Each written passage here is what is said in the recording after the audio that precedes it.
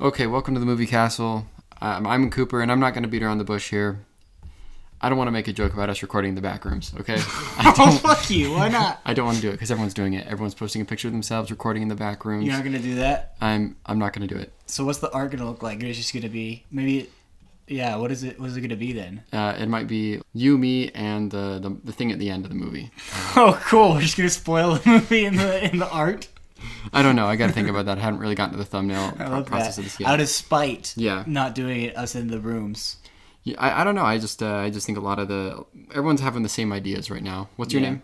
Oh, my name's Jeff. I'm just fucking with you. I'm just fucking with you. That's my so name's good. Aiden, actually, and I'm not in the Backrooms. You're not in the apparently. Backrooms. Yeah. I know the lighting in this recording space kind of is a little Backrooms-esque. I don't know, man. Yeah, I was wondering if we were gonna expand the castle, perhaps. Yeah. Like maybe there's.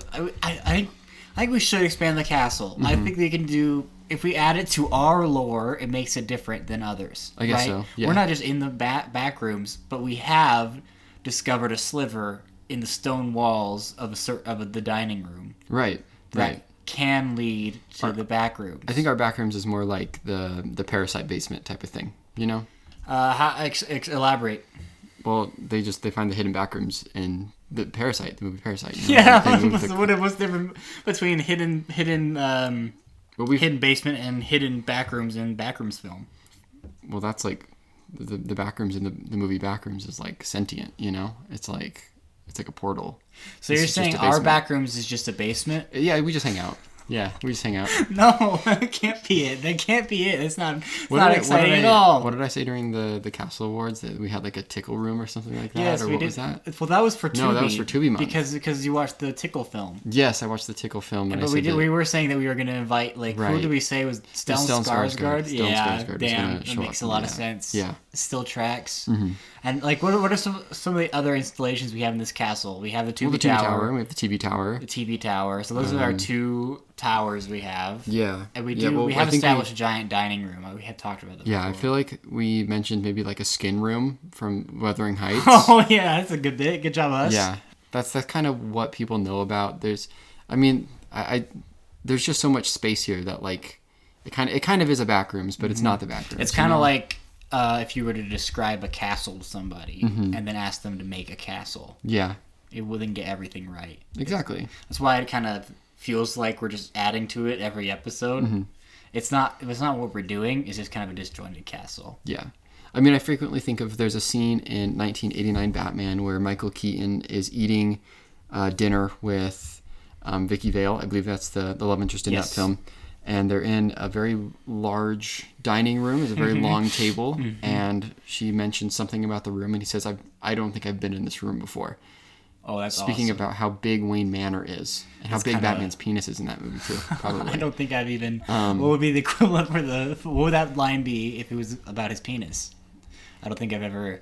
I'm not touched this part of my penis before because it's so long. I haven't been to this part of the Batmobile, you know? Yeah. So it's just kind of like what the castle's like too, where it's just, we haven't been in this room yet, you know? We open it up and, oh man, this is like thematically resonant. Yes. For this week. Yeah. Incredible. Let's tell our loving listeners. Exactly. All right. Well, we got a lot to do this episode, don't we, bud? Yeah. Yeah. So we're going to talk about the rooms. The rooms.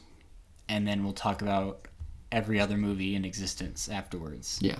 I mean, we'll see how long the rooms conversation goes. I might split it up into two. We'll see. But that's a little behind the scenes stuff. All right. Let's see. I would really like to have an excellent conversation about the rooms. And I want to perform as good I can. Because I've got a lot in there. Yeah. You know? Yeah. This is a movie that got me thinking. But I think first maybe we describe how we saw it. Yeah. So I saw it in maybe the perfect way possible. I went on a trip with my father. We do a yearly little hiking trip. It used to be backpacking. Now it's less so. My dad got like his knees shot. So like, yeah, we're not going fucking crazy wilderness boys, you know. But because of this, we get to take little breaks in between, and so we usually go to see a movie. But he hates horror movies, so I was like, well, the one to see this weekend would be Backrooms, but you don't want it. He's like, I'll go see the Backrooms. Okay. I'll go enter the Backrooms. You almost saw Breadwinner then. Yeah, we should have. Yeah, bro, I heard about that movie, man. Did you know that men can do what women do?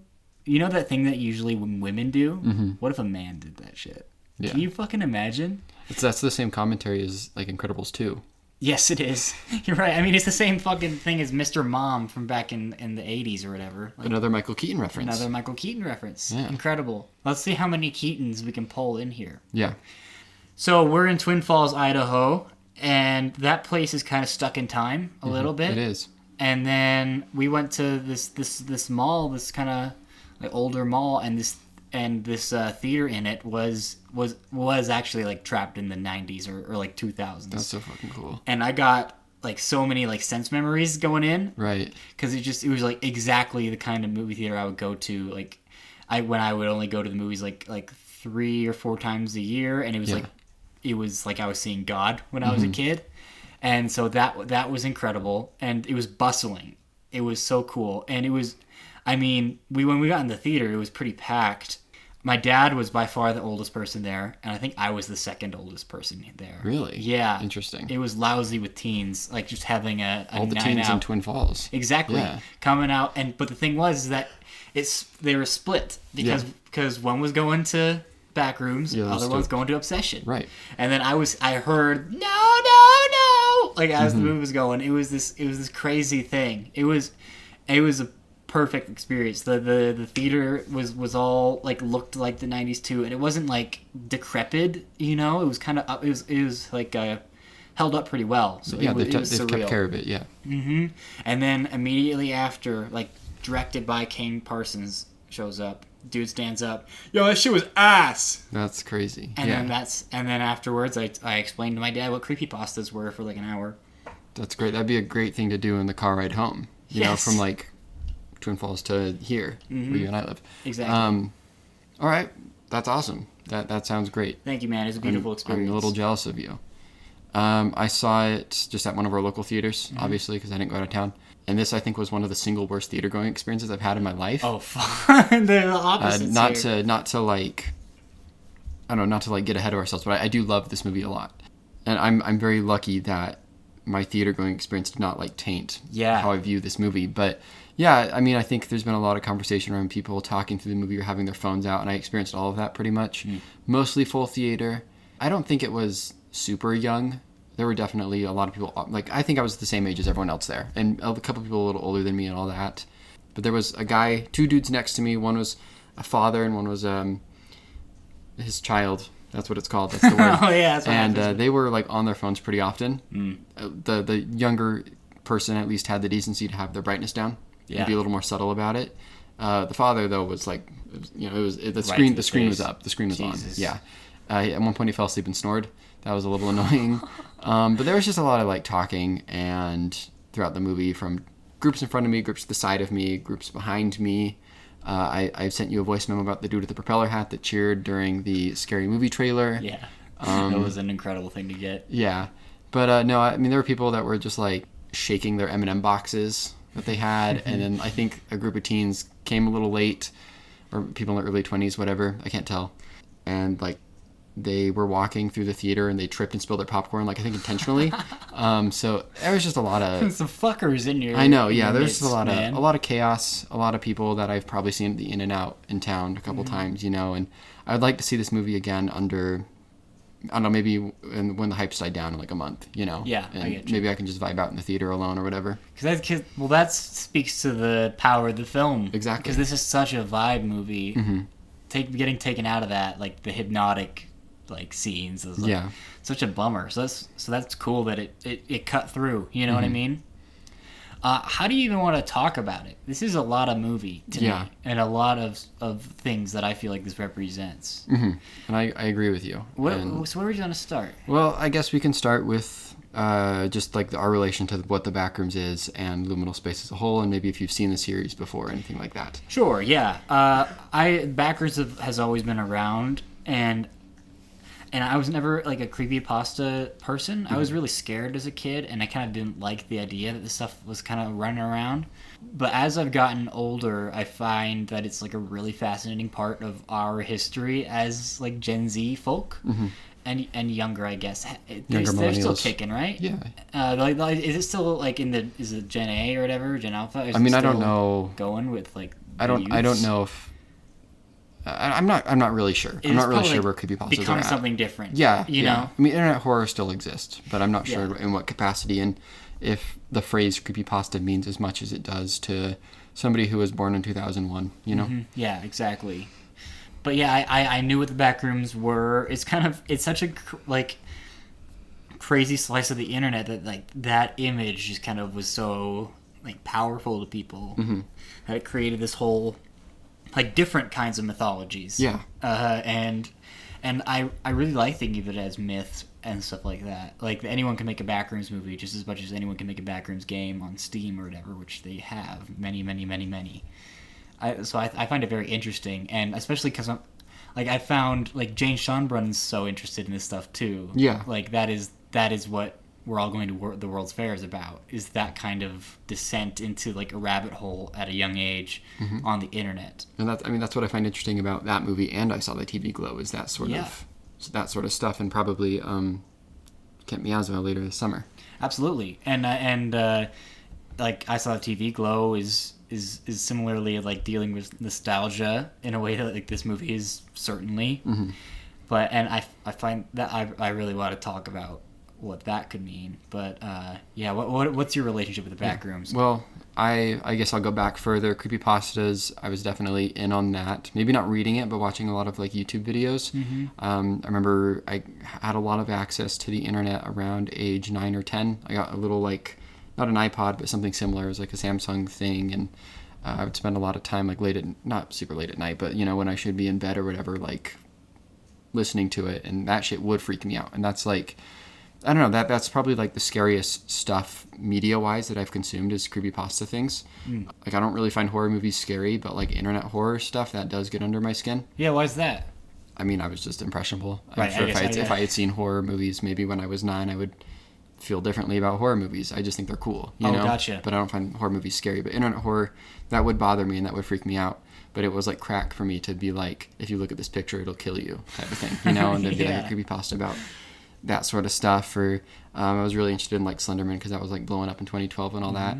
I don't know if I knew the phrase liminal space when it became a thing in the early 2020s, but that is something that I find very interesting, and I'm very fascinated by dreams. And like I would just like, I don't know, in high school, middle school, my friends and I would hang out and we would just talk about dreams and weird experiences with dreams and stuff like that, and whether or not like it means something, and I don't know, you know, things like that.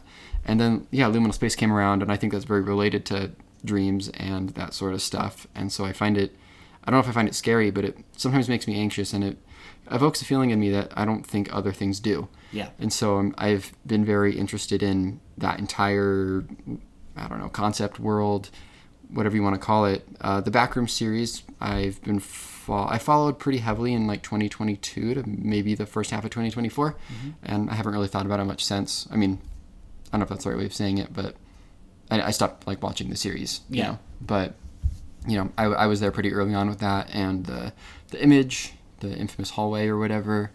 So yeah, I don't know. Yeah, I haven't played any like video games though or anything because I don't give a shit about that. But I'm familiar with Kane Parsons' work prior. Is what the short answer is.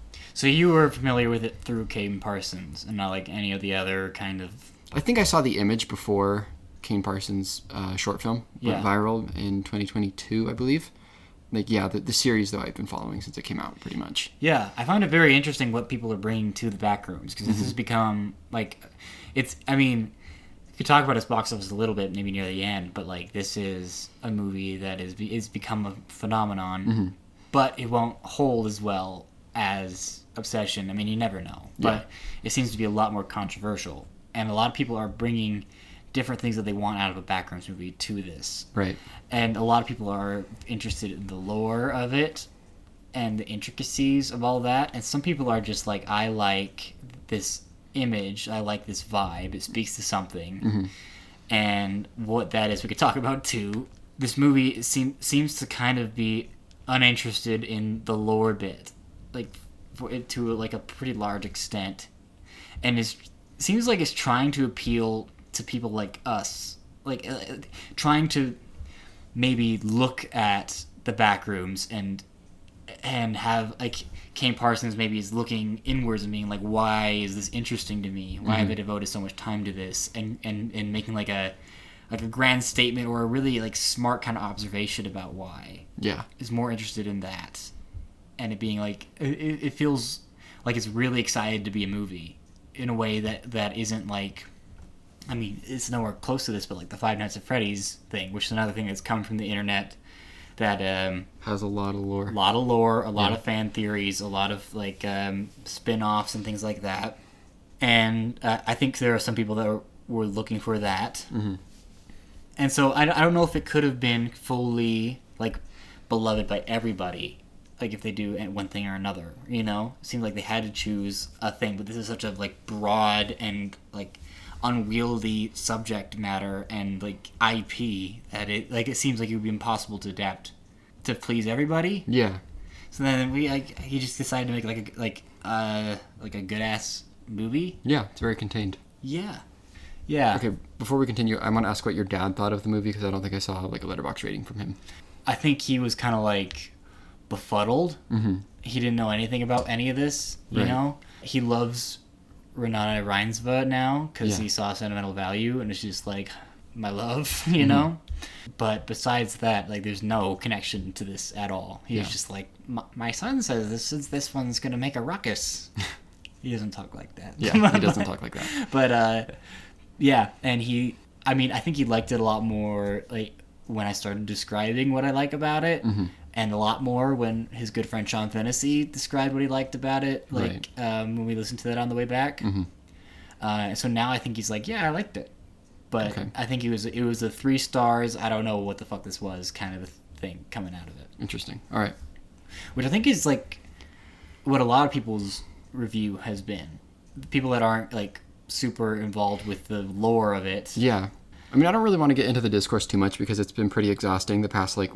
It feels like it's been like 3 weeks of consuming Backrooms discourse, but it's been 5 days since this movie came out. But it has been interesting to watch older critics or older audience members kind of both grapple with this as a film and then the phenomenon behind it. Mm-hmm. That's been really interesting. Yeah, it has been. I mean, I think part of what's so interesting about this movie is like the response and the discourse around it.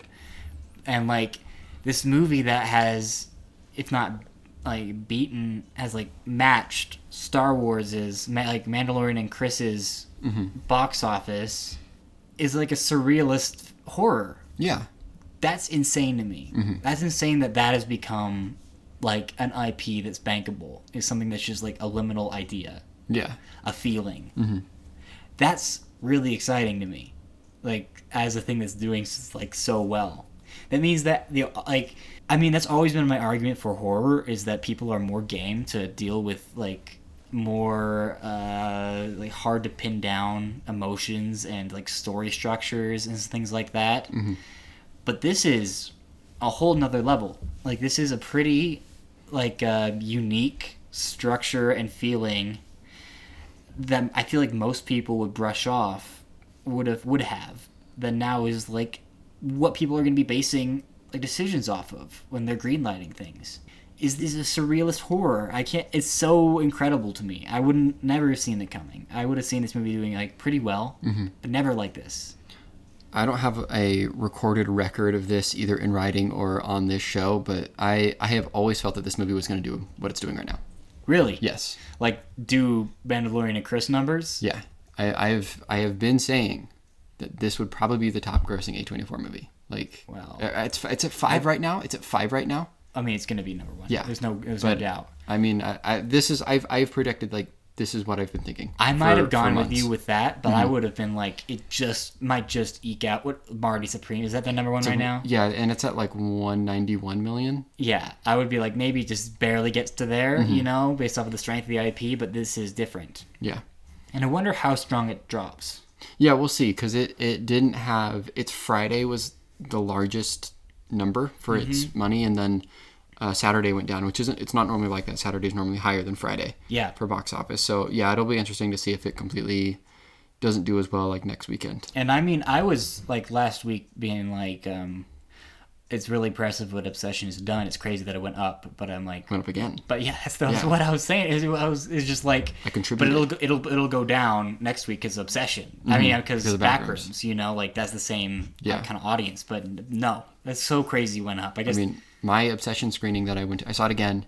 I still feel about the same about the movie. I want to see it again too. I saw it with Lucy, and that screening was more packed than the previous one I went to.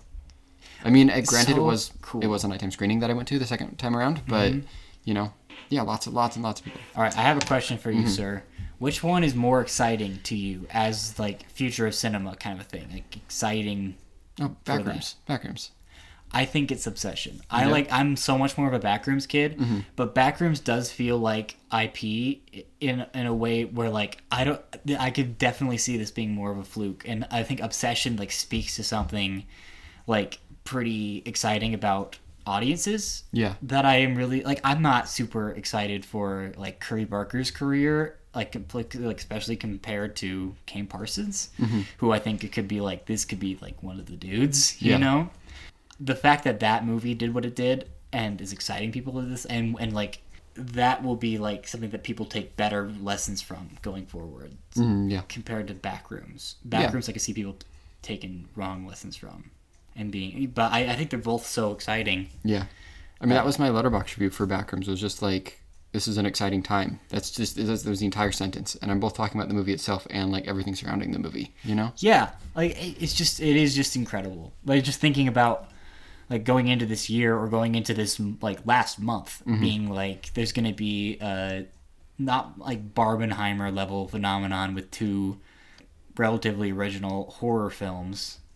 Like that's so cool, and it feels like it's happened naturally. I mean, I know we kind of groused about like the ways that things are marketed now and how like nothing is real, and how much of the like the discourse is real and that kind of stuff, but like these 2 things being like this, that's not fake, right? Like that, this seems like something that no one could have predicted, and that has happened because of like genuine like interest from our generation for the movies. Like it's always felt like we were like, and people like us were being like, we're advocating for something that was moving on from like our generation. Like our generation was kind of like no longer interested, or like just like it's not meeting like our generation. But this now it is.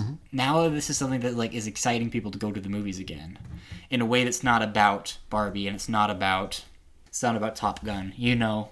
It's not about the Spider-Man's coming together. It's about this is these are exciting filmmakers and exciting premises that makes me want to see it in a theater and not wait. Relatively, I mean, Obsession, no stars. And then Backrooms, I would say more obscure stars.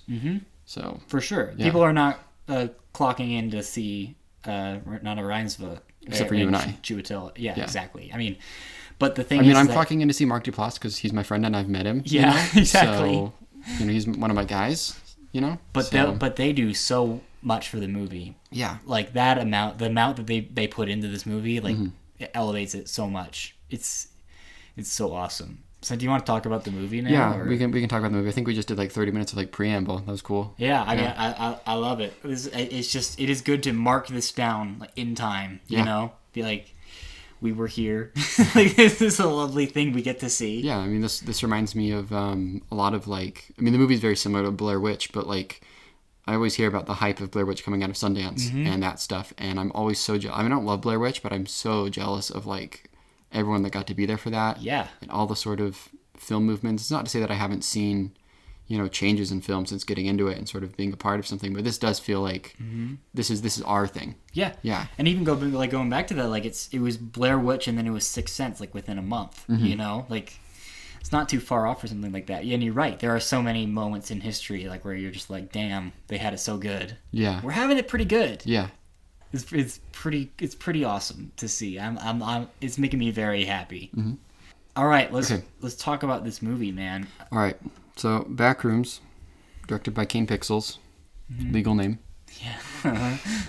Is about a kind of washed up, what would you say, furniture salesman guy? Yeah, he wanted to be an architect. Yes, he wanted to be an architect and just having a bad time, and then he discovers the Backrooms in his the basement of his shop, and then things happen. Yeah. He explores the backrooms. And he's got a fun therapist. He got a fun therapist who goes in to help him find him. Yeah. She's got her own problems. Mm-hmm. We know how to talk about this. Yeah. It is such an amazing technical feat. Like, that's first and foremost to me. Like, that is so exciting.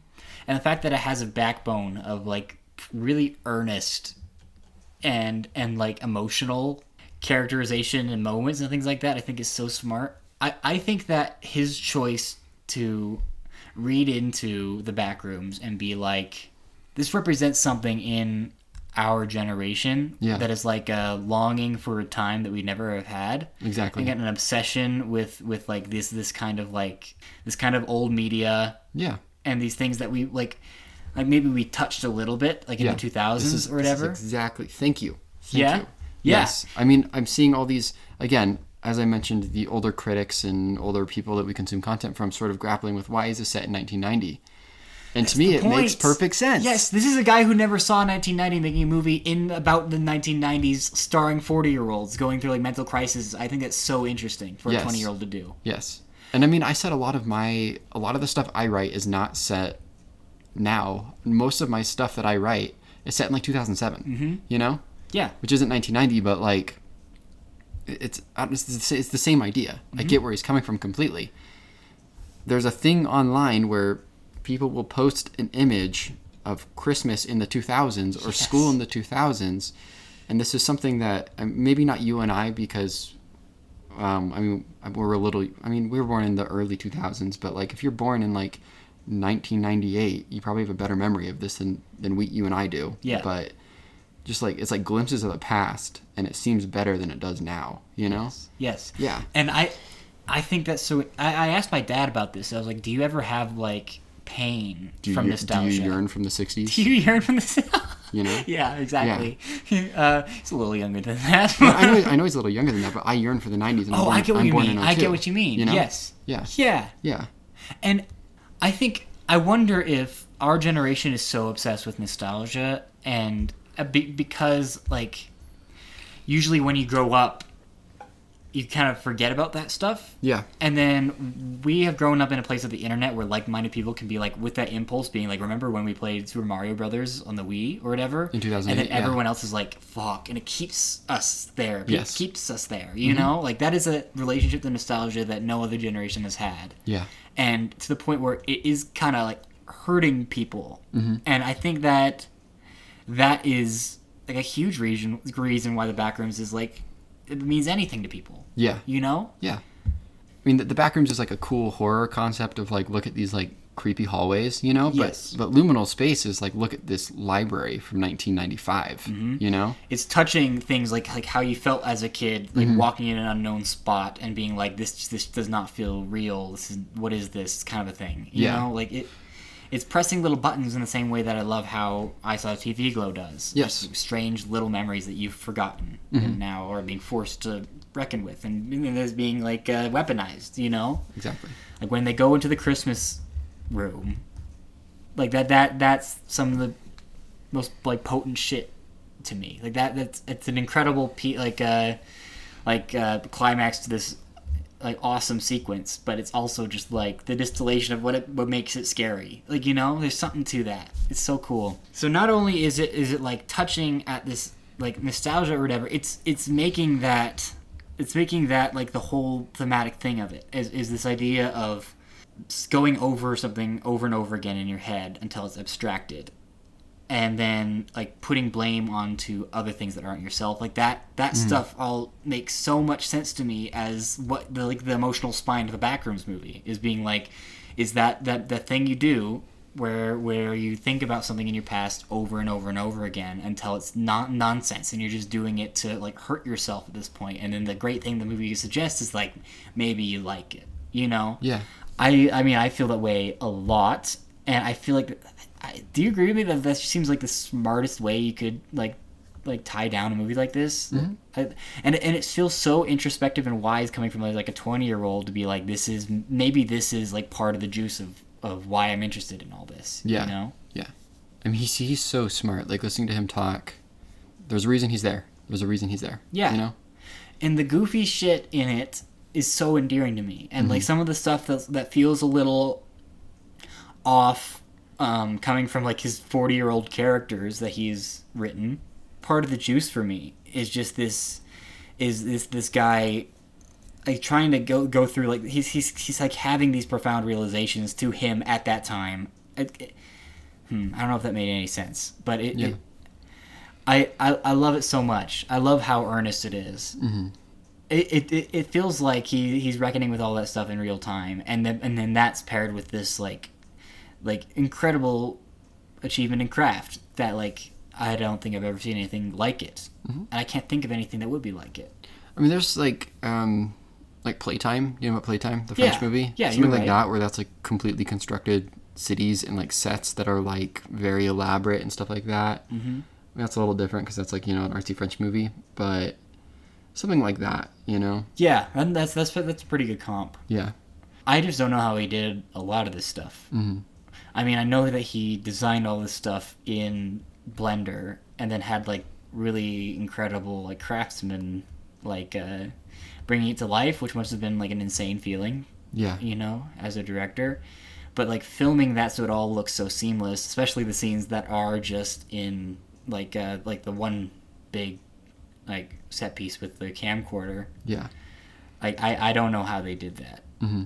It looks so smooth, and I mean it takes something that is like a really smart shortcut in the like the shorts, which is just like if you film this and you make it look like it's on a camcorder or whatever, that makes it like smooths out all the details like in Blender, you know, makes it look realistic a lot easier, you know, and it can pass as live action footage much easier. Yeah. But it's also the vibes thing. So then having that be probably the most technically like hard, like one of the hardest to pull off things in this movie is kind of fun. Because now that it is like in live action with actual sets, like the thing that was easiest is now like seems like kind of impossible to me. I mean, there's stuff like near the end that is like super impressive technically too, you know, where that's not like the all in one shot thing. That's crazy to me that they could make it look so that seamless between like all these different sets. Yeah. And they talked about like on the big picture, they talked about like location shooting too, which I didn't even think about. But it's so smooth. Yeah. What are your favorite things like in this movie, like scenes?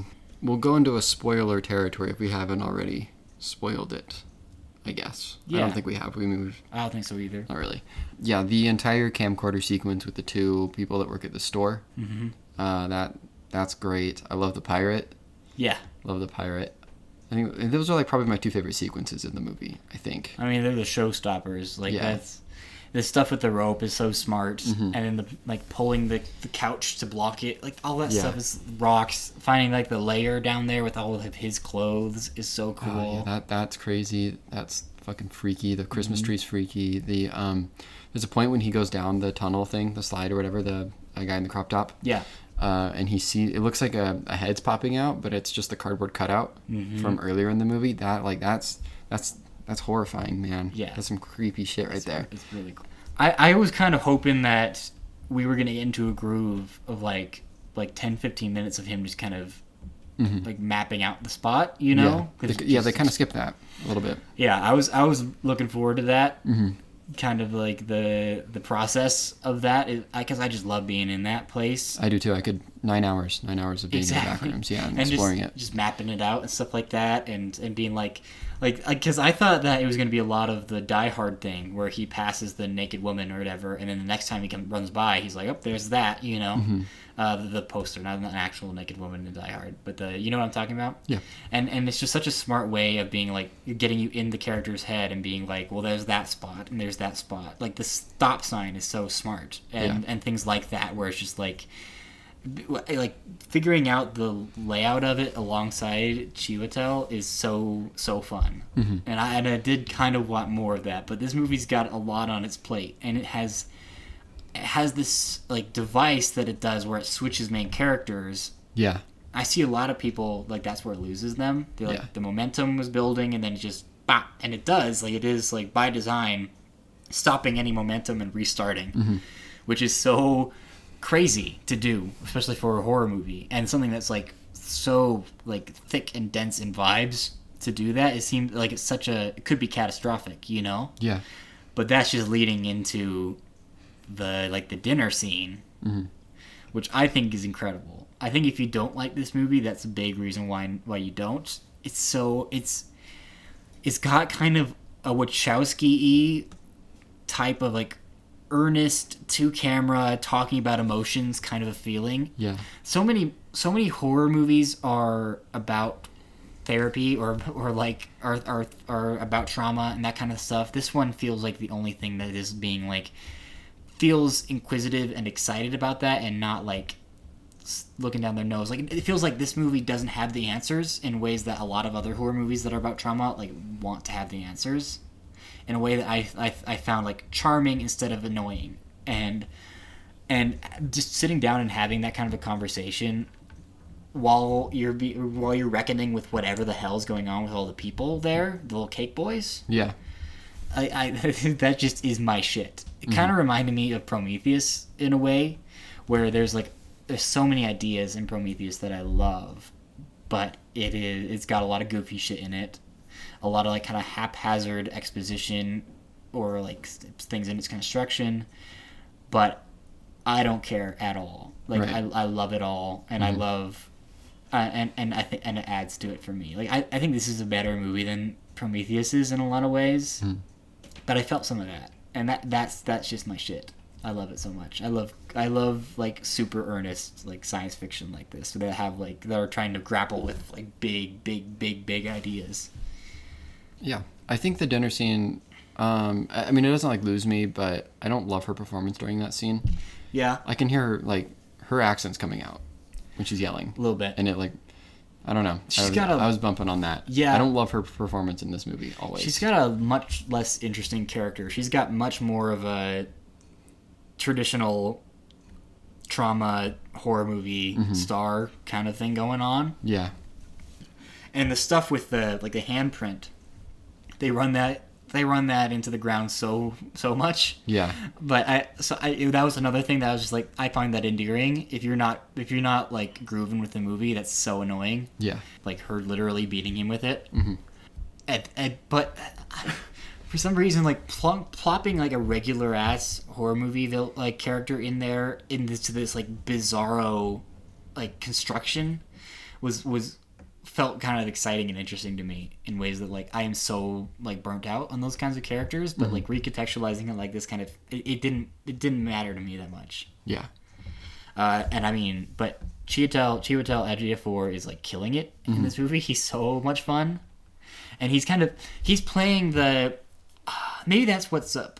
I wonder if Renata Reinsve was playing it bigger, like, because this is a 20-year-old writing for 40-year-olds, and that's super apparent. Like while you're watching it, at least to me, like these people are talking like exaggerated versions of like what he's like seeing for himself in the future, or like. This is both him like looking back at his childhood and looking forwards at his adulthood, and kind of like merging the two, and being like, where do I stand? Where will I be?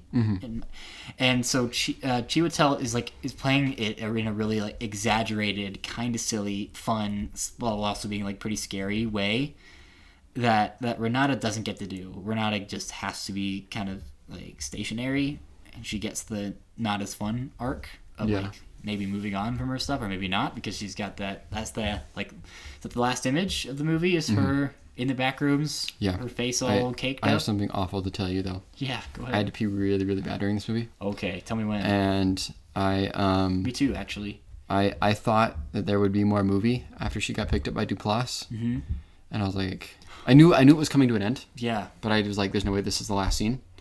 So I went to go to the bathroom, came back, and there was like 2 more shots of the movie.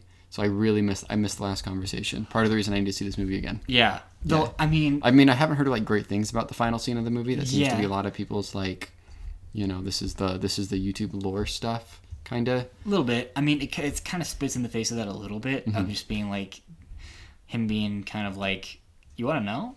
And she kind of zones out. Yeah. Like as he's talking about it.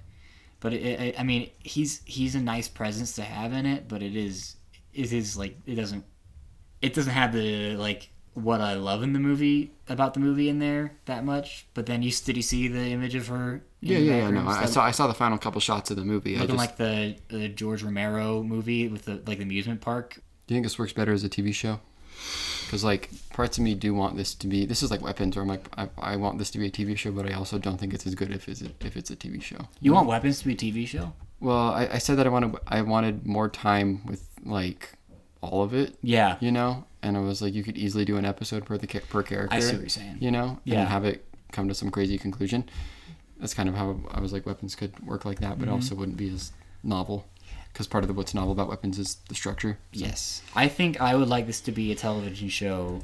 I would like the first season of this television show, maybe, and then I'd probably fall off. Yeah. Because I would love longer... This becomes Stranger Things so easily. Exactly. I say that as somebody that loves Stranger Things. No, I was thinking the same thing. Mm-hmm. It's just like the first season is like incredible. I think it would be more of the mapping out stuff, right? And that stuff is incredible to me. I would watch the shit out of that. But then after the first season, it probably gets way more lore interested, and I'm not interested in that like at all. Mm-hmm. Even the stuff that he said in like the interview, or they were talking about in the like big picture episode, I was just like, I don't need all that. Yeah. I don't need to know about the fault. Like, I feel like he made the exact right decision, like, with this movie, was to, like, abandon all of that and just, like, build it from the ground up and reevaluate it and see, like, what would make this work as a movie. Mm-hmm. Like, I don't care about why it's there. And I think that is a thing. I think the maybe the biggest stroke of genius in the movie is that the little bit when Renata Reinsve, like, it switches to her perspective. I think it's around there where they have the thing where it goes through her, like, childhood home. Yeah. And the boom, boom, so it was the teaser of this movie. But that, for me, says, like, this is not something that needs to be, like, taken literally at all. Mm-hmm. Like, this is an, like, that feels like the thesis of the movie, right? Like the abstraction of a memory, boom, boom, boom, boom, here it is. Like that feels like the explanation, the only explanation you need of the Backrooms. And for me, that like clicked me into something where, like, I thought about Us a lot. Oh yeah, yeah, I guess that makes sense. Where Us, I feel like is more frustrating when they get down below. Yeah. Because that movie is so built in logic, mm-hmm. and these characters are so, like, naturalistic. So when they go down there, and they show you all the, like when she's at the carnival or whatever, and they're all fucking around down there, like, running the walls or whatever. Yeah. And then I just start thinking, like, well, what if they travel overseas? Like, all that kind of stuff. Yeah. That's one of the issues with that movie. Yeah. And I love that movie, but, like, mm-hmm. that ending doesn't really work that well because of that. Mm-hmm. This movie is never interested in, like, reality at all. Like, all of the shots outside of the Backrooms are still really stylized, like stark blues, like mm-hmm. super. I mean, like, it's still the liminal space thing. It's still keeping it going. Yes. Yeah. And then the characters aren't talking like real people, mm-hmm. and so then I never once was like, what are the logistics of the Backrooms? Like, does everyone have a backroom? Like, why is this like everyone has a backroom? Yeah. Ooh. Like, why is it his stuff? Why is it not more of her stuff? Like, why is there no, like, Mark Duplass guy stuff there or whatever, you know? Like, none of that shit crossed my mind at all. Mm-hmm. But I do feel like this is something that people bump on. Yeah. People are trying to hold on desperately mm-hmm. to any sort of reality in this movie, and the movie kind of, like, if you're doing that, then the movie feels like it's intentionally, like, trying to piss you off. Yeah. Especially with the ending, like, not explaining anything. Mm-hmm. If you were waiting for, like, a big explanation, then that's probably fucked up for you. I mean, that's just the issue with this movie becoming so mainstream, you know? Yes. If this made $30 million in its entire run, you mm-hmm. know, like, this conversation would be so different, you know? Yeah. Yeah. But what's so cool about this having such a wide reach is, like, the audience score is, like, what, like 73? Something like that. That is still insane. Yeah. If the amount of people that went and saw this, which is Star Wars numbers, mm-hmm.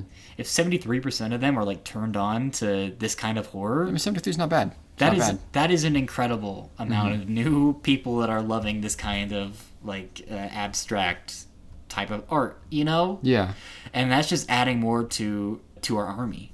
You know what I mean? Right. It is an undeniable good for movies as a whole. Mm-hmm. You know, this This is opening people up to new kinds of things in the same way that like that was the whole A24 model. This is the natural conclusion of A24. This could be a series finale of A24 because like what A24 did is like we can pick up these movies that other people aren't bidding for because they are strange and unsatisfying for a major audience. But then and they like A24 can trick them in to go to see a regular horror movie and they've got their fucking money already. Yeah. Even if they hate it. But then there's going to be like a good amount of that to the people that do watch it and they're like, huh, never thought about that before. I kind of like that. I kind of like whatever the Vivitch is on about, you know?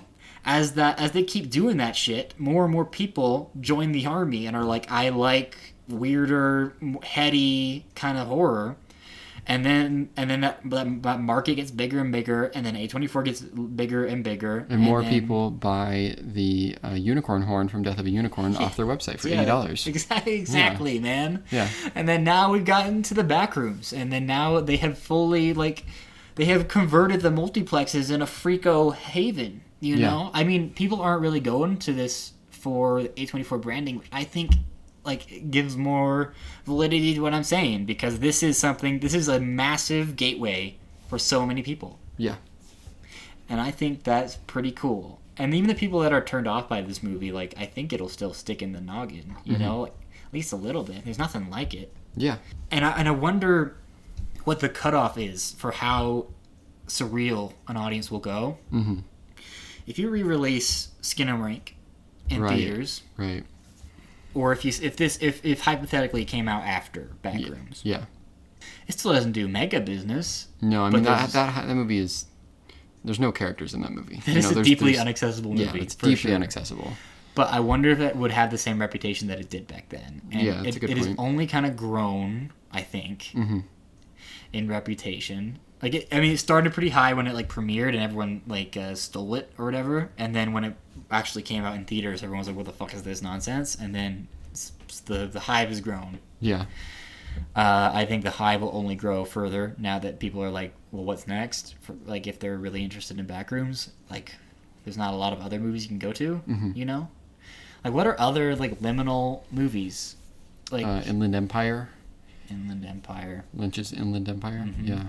That movie's kind of like that. Vivarium, that's not a very good movie, but that's similar. Yeah, I mean, Exit 8's a movie that's very similar. I haven't seen that, but that came out recently, and I've heard comparisons. Train Station. Yeah, that sort of thing to Backrooms. What if Train Station didn't end? Whoa. Well, then where does the train go? You know? Beau's Afraid has little bits of this. Beau's Afraid does, yeah. Is this a blip, or does it continue? I don't know. I mean, if it continues, how quickly do I, like, tune out of it, you know? Like, how quickly does it become annoying to me? I did just say at the top of the episode that I love this style of horror. This is my thing, you know? I mean, it's such a wide open genre. I mean, it would only be annoying if it was trying to repeat things that, like, the Backrooms is doing, like, explicitly. But if you're just taking the same ideas and style and applying it to, like, other noggins... Yeah. I would watch a lot of those. Is there a director you'd like to see do a Backrooms movie? Is there anybody... anyone that I want to see in the mind? I mean, I do want to see this silly Pixels man make some more. I want to see him make Pixels too. Yeah, exactly. Because I mean, like Schönbrunn already made hers. Theirs. I don't know. How about you? I mean, you brought up Prometheus earlier, and I think, like, obviously this isn't something that could happen, but, like, 70s Ridley Scott would be, like, really cool, you know? Yeah, I mean, I just thought of this question, so I don't have anyone, like, super prepared. Wes Anderson. Michael Mann. Michael Mann's Backrooms. He's just shooting shit. Heat 2's in the Backrooms, guys. New executive note. That'd be so sick. And then there's just, like, a bunch of, like guns in various state of disarray or whatever in there. Or even like not even Backrooms, Mojitos. not even Backrooms, but like creepypasta related horror. You know, I'd love it if Kreger could, if they let Kreger just like pick one. You know. Yes. Yeah. Yeah. Because I mean, they already did Slender Man, but they just slid that into like a traditional horror mold, and it did nothing. Yeah. Like I wonder if that movie had like 20% more We're All Going to the World's Fair, if that movie does something to our generation. Like, right. If that movie is made, if they made a Slender Man movie, like, but Slender Man is the most, it doesn't. It's like one of the least esoteric kind of creepypastas. I mean, I don't know too much about it, but Slender Man is a man where if you look at him, he kills you. Like, I know there's like a lot of like there's lore there. Yeah. But that is right for like a normal ass horror movie. Mm-hmm. Like, what are some other creepypastas that like? I can't really think like of any off the top of. I can't really think of the names off the top of my head. I can like I don't know. I don't really know any names of them like off the top of my head. Jeff the Killer. What's his deal? He kills? I can't. I don't. That was never one that I was super interested in. His name is Jeff. Fuck! I just thought of somebody that would be cool. What if you did like a comedy's Backroom and you had Matt Johnson do it? You know? Yeah. Like all the like found footage shit. Oh yeah, you're right. He's completely found footage. You know. Yeah, he's the master of the found footage. Mm-hmm. It plays like Nirvana, but they're in the Backrooms. Oh shit! They go down in the basement of the Rivoli, and that would be pretty good, man. Hell yeah! Nirvana the Band, the show, season 3 might be coming out, man.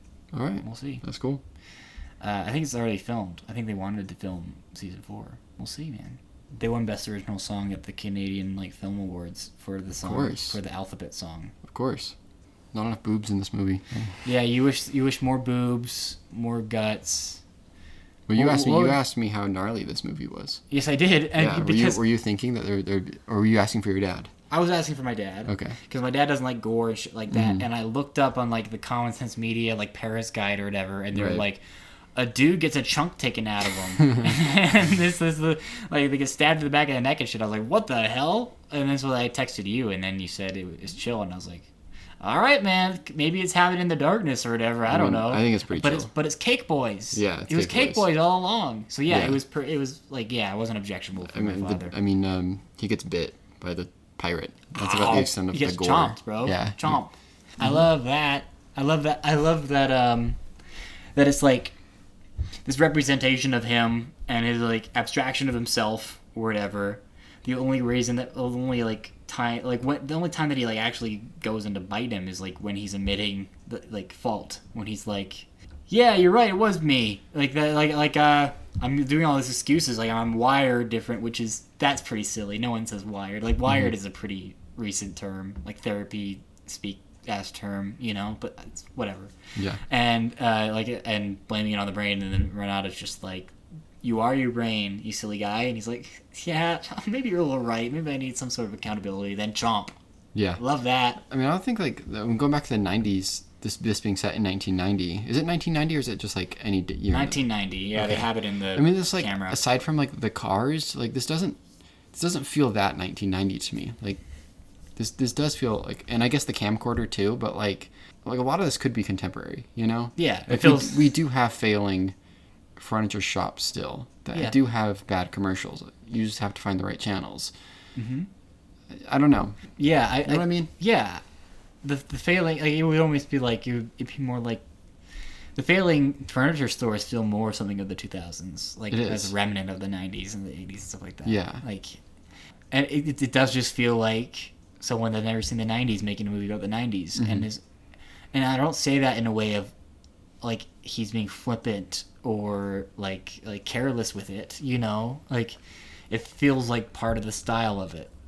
At this point in my life, like half of my enjoyment of movies is like psychoanalyzing the people that are making it, mm-hmm. and this is such a great example of that, and that I can attribute to an entire like generation and an attitude that I find so interesting. I mean, that's been a big part of this podcast. We talk about Gen Z all the time. Mm-hmm. I dunk on millennials all the time. Fuck them. Yeah. Yeah. Yeah. Yeah. I feel like I had such an eloquent, like out of body, just like putting all the pieces together experience after I saw this movie. I was like, mm-hmm. I was like drawing all the pieces, the light pieces together to form a beautiful light sentence that put perfectly into, and I don't know if I'm doing a great job of like kind of expressing like what this movie meant or felt like to me, but it feels like we were on the same page. We are on the same page. Yeah. Why do you think other people aren't really talking about it or like analyzing it like that? I mean, this is something I think about a lot, Yeah. Like I think about time a lot. Like it's like a crushing thing for me where I'll, zone out for a couple hours while I'm at work or whatever and just mm-hmm. think about, we're closer to 2040 than like 2010. Yeah. Like, and that melts my brain. Like shit like that, So I spend, I don't know. So, and this is about stuff like that, like all the music I like and movies I like are from a different time, you know? And so, yeah, I mean, this is just trying to tackle that subject. I don't know if it's entirely successful at it always, but like, you know, I don't know. It just resonates with me like that, you know? And I don't think other people really think about time like that when I have conversations with my friends about this being X amount of years ago and how things are now and how things were and when I imagined them, you know? Like I think about how I started high school. I started sophomore year of high school in 2018, and I think about how like I feel like 2008, 10 years prior to when I went to high school, is very different. It looks different. It feels different. Everything I've seen looks different. But when I think about like what high school looks like now, it hasn't been 10 years yet, it still feels very similar to me to how it was when I went, you know? I'm like, why is that? So I don't know, man. I don't know if that makes sense, like what I'm trying to say here. No, it does. But my point is I just think about the sliding time scale a lot. Yeah, I do too. I find that a lot of other people don't. And I don't know if I'm just bored, you know? I don't know why it's fascinating to me, but it is. I think it's really interesting too. Yeah. So do you think it's like that's the reason? It's just like this was pitched like straight over, like right down the middle of home plate or whatever, like just right, just was served right for us or whatever. Like, I mean, I kind of do. Interested in? I kind of do. I kind of think this is a movie that, I mean, a lot of people do like this movie, but there's a lot of, you know, discourse and hate for it. But yeah, no, this is a movie completely designed for me in the same way that like mid-90s is or something like that, you know? Yeah, because even the people that are like loving it are just like are only talking about the craft, right? And, like vibes. And so I wonder if what we're talking about is what it means to us, and maybe what it means to Mr. Pixels, or or are we pinning something like that's like the kind of underlying reason why people are so attracted to it, and we're just trying to think about it in that way, like we're more interested in figuring out why than other people are. Like, do you think this is something that is like innate in like people of our age but a lot of people just don't put words to it, and that's why they love the Backroom so much? There's something about it that draws it to them that they're not quite maybe thinking about, but it is like drawing them nonetheless, you know? Yeah. Or is it something that's just like it is just a creepy visual, and where we are just thinking of it, like it is just hitting us? I mean, it could be both, you know. It is a creepy visual, which is, again, another reason why I fuck with it. There's something eerie about the Backrooms. True. Objectively. True. I would agree. Know? So, I mean, I don't know. It's both, and it's ours, you know, regardless of whether or not you have crises about time the way that I do. The Backrooms is for people our age, you know. It's not for my dad. Yeah. I own it. I don't own it, but it's mine. Yeah. But this and Obsession are two of the only, like, the first movies that feel like that. Yeah. Like, they are our generation. And that is exciting. Like, what are other movies you can say that about? Like, maybe Shiva Baby, Bottoms? Shiva Baby. I mean, I saw it. No, not really. I don't know. Because I saw the TV Glow is a little older than us. It's a little older than us. I mean, I think people our age do resonate with it. Yes. But yeah, it is a little older than us. Yeah, Bottoms. I mean, we didn't get to doing the movies that are ours Gen Z episode. We'll get to it someday maybe. But those are like the ones that we would talk about there are mostly made by older folk. I mean Emma Selig's not that much older than us. Shiva Baby, Bottoms Girl or whatever. Exactly. That's what I'm saying. But, like Cooper Rife is not that much older than us. Yeah, but he's not in his really, late 20s. He's not popping. Like, he's not popping like that. I mean, he's a Sundance like boy, but he's not an internet boyfriend yet. Maybe he'll become that. I don't know. We'll see. Whenever he gets cast as like fucking Barry Allen in the DC or whatever. Yeah. Feels like TV's been a little bit faster to get to our generation. Meet us where we're at. I mean, TV's just bigger than movies, I think, you know? So it is, I think, a little easier to do that. But this is the first, like, a couple of weeks in a long time where I felt like movies have their own spot where they're dominant. Yeah. Like, in this feels like monoculture again, a little bit, you know? I mean, honestly, we haven't had other big movies this year, you know? But other big movies feel like Project Hail Mary's for everyone, though. Yes, you're right. Yeah. Project Hail Mary is one of those where it was like, this is something that means a lot to a lot of people, and people are going over and over again, and I'm hearing people talk about it at the Maverick like multiple times. You know what I mean? Yeah. Like a lot of the other huge movies, they do feel like homework. I read a review about Mandalorian and Grogu where he calls it cosmic vegetables. What movie? Mandalorian Chris, sorry. Thank you. and I think where it's just like people are just going. Do you know Mr. Show? No. It's where Bob Odenkirk and Mr. Cross comes from. Okay, I know it. There's a bit in it called Coupon the Movie, where people are like, well, who doesn't love coupons? Let's make Coupon the Movie. And then no one shows up, and they get really pissed, and so they sue all of the United States and say you need to go see Coupon the Movie. And so then the tagline's like, it's like mandatory fun and stuff like that. And that's kind of how I feel like a lot of franchise entertainment is. Like, people are just kind of holding on. They're just like, I still like Star Wars. I still need to clock into my shift of Star Wars. Right. Like, there's like, and that's how a lot of these big successes feel. Like, all the like kind of movies, like Marvel movies, kind of feel like that. I feel like Doomsday is gonna feel like that for a lot of people. There's like, I guess I gotta, Yeah. Like, there's not a lot of things that are like feel like so exciting. like people are so excited to see them. Yeah. Like, I've had people just like come up to me, tears in their eyes, but talking about Obsession, just like really excited to talk about Obsession and to say like, I'm going to go see it, that kind of a thing. Right. In a way that I haven't seen in a long, long time. Mm-hmm. Yeah, cool stuff, man. It's cool. Thank you for listening. We're not in the Backrooms, but we'll consider it. We'll consider adding it to the lore. Yeah. I think it should be in the lore. It can be in the lore. I just don't want to be recording from the Backrooms. You think it's overplayed? The joke is a little overplayed, you know? Do you know what I mean? Yeah, I know what you mean. Yeah. I've been seeing a lot of thumbnails. Of two boys with microphones in the Backrooms. Yeah, or, whatever. Yeah, I can't, Yeah. So we'll be back. We got to talk about what's coming up. Disclosure Day. Disclosure Day will be here soon. Disclosure Day, yes. It'll be here soon. That'll probably be the next solo movie we do. Maybe. Because this weekend is He-Man and Scary Movie. Yeah. I want to talk Scary Movie. Okay. And He-Man. I find both of those interesting. Yeah. So we do got to talk about those. Okay. Anyways, we'll be back. We got Spielberg. He's gonna tell us about Disclosure. Mm-hmm. And Scary Movie will tell us about. It's gonna be what did that guy tell me? It's gonna be the most controversial movie in years. That's what he told me. That's awesome. A man in a propeller hat at Backrooms told me that it would be the most controversial movie in years. As Coleman Domingo says in the Disclosure Day, people are starved for the truth. For the truth, and the truth is pronouns. Mm-hmm. Yeah. What about them? Yeah. You hear about these things?